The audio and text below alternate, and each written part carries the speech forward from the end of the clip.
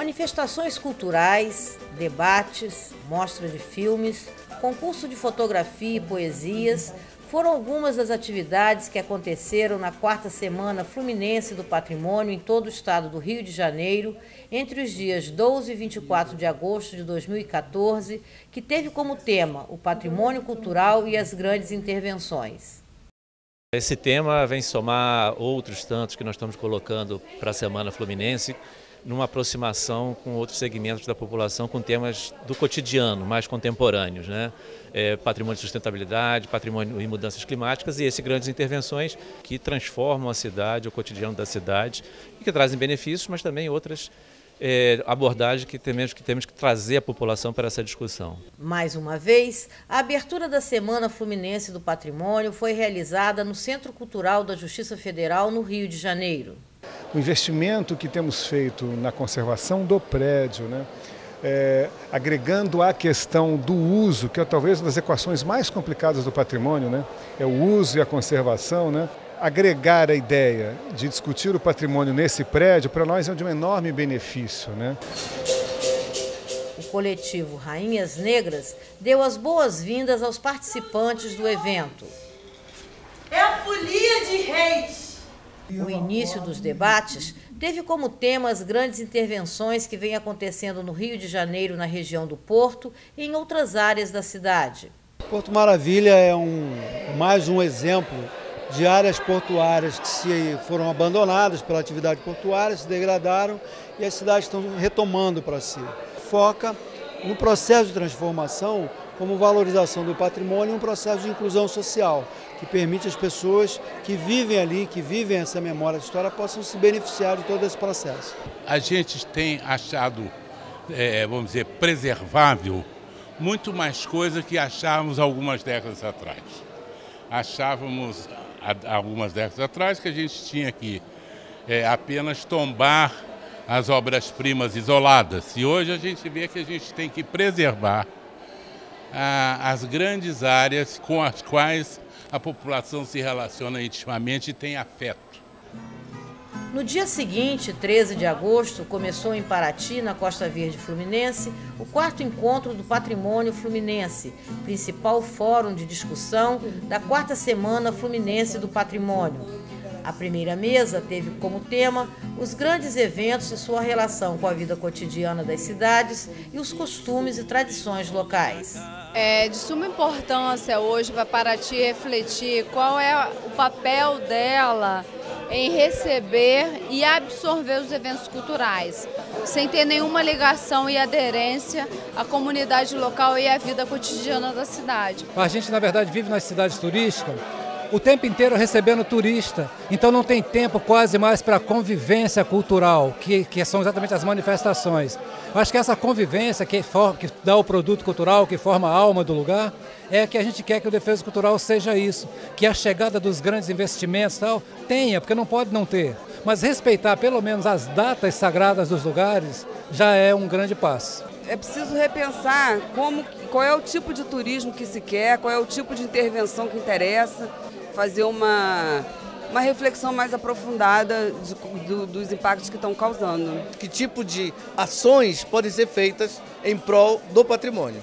O segundo dia dos debates do 4º Encontro do Patrimônio Fluminense começou discutindo os grandes eventos e a preservação das tradições culturais. Falamos o tempo todo das nossas tradições, das nossas referências culturais, mas até que ponto promovemos eventos que visem efetivamente beneficiar esses sujeitos. Então eu acho que esse foi a grande reflexão que ficou desse debate que participei. Nós brigamos muito sobre a estrada, mas não deu para conseguir, porque lá fala assim, cacique, não vai chegar a estrada porque aqui é parque, o governo não vai ajudar. Dentro da reserva ecológica das Batingas são 1.500 caiçara que vivem nessa reserva. É a pesca artesanal, é a principal renda nossa dos caiçara. Né? O desafio do povo caiçara é a permanência no território, né? Aí é ter o acesso à educação,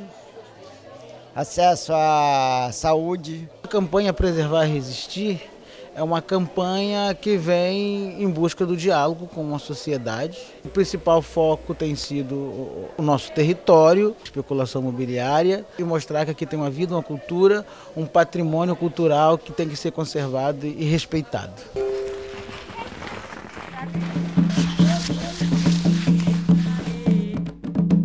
Preservar a Jussara é resistir ao nosso território.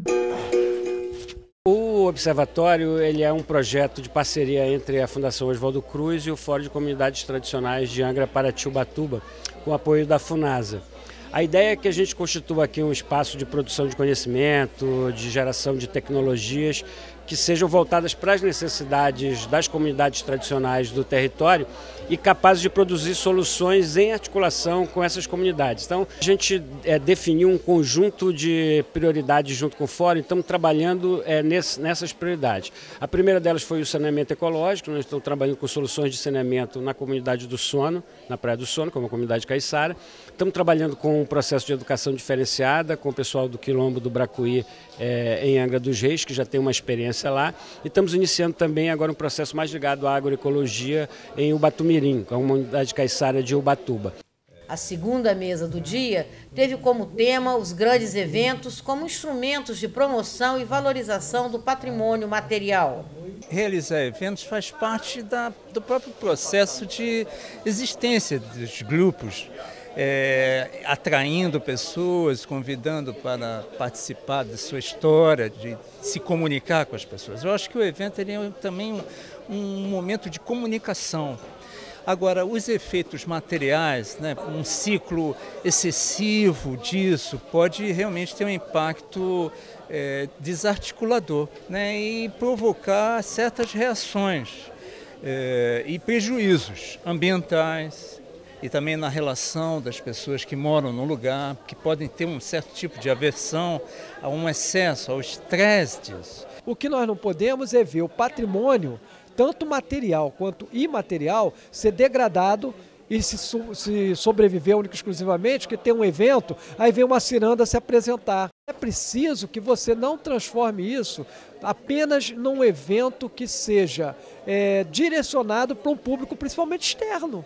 A gente vê uma série de lugares onde a atividade econômica principal foi o turismo e o lugar ser descaracterizado. O turismo acaba, as qualidades do território que atraem o turismo acaba destruindo.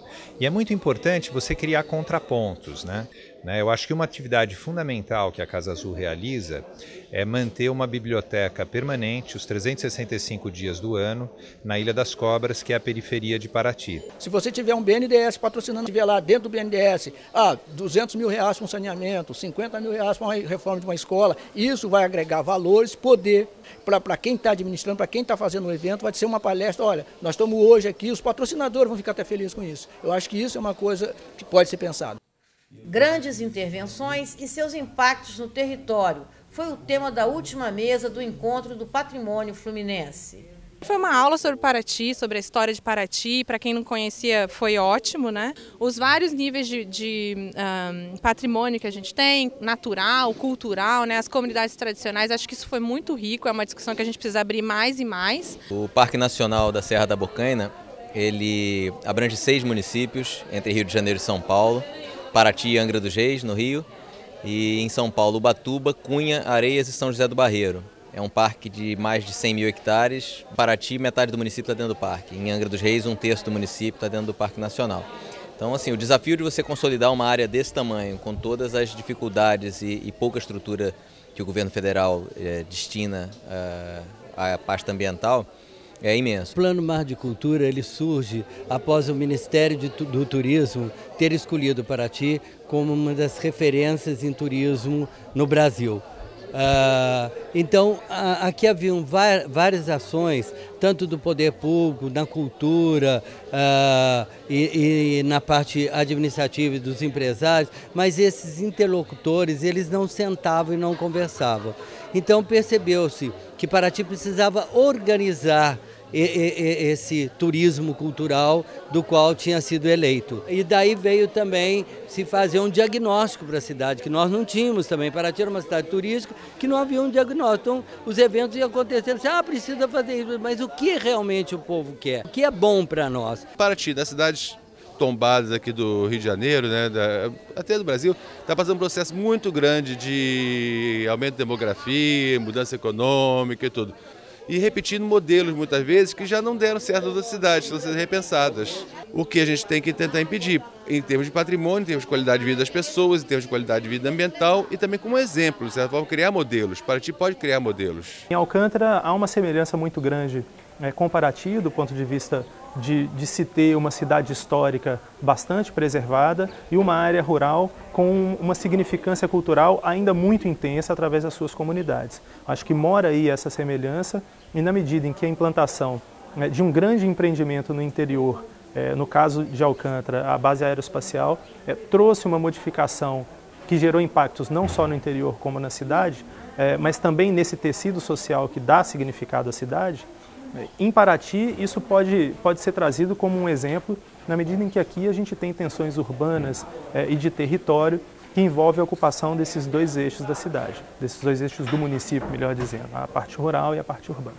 Para encerrar, teve a entrega de prêmios dos concursos de fotografia e poesia, visita guiada pela Igreja de Santa Rita, encontro de contadores de histórias, apresentação do jongo do Campinho da Independência,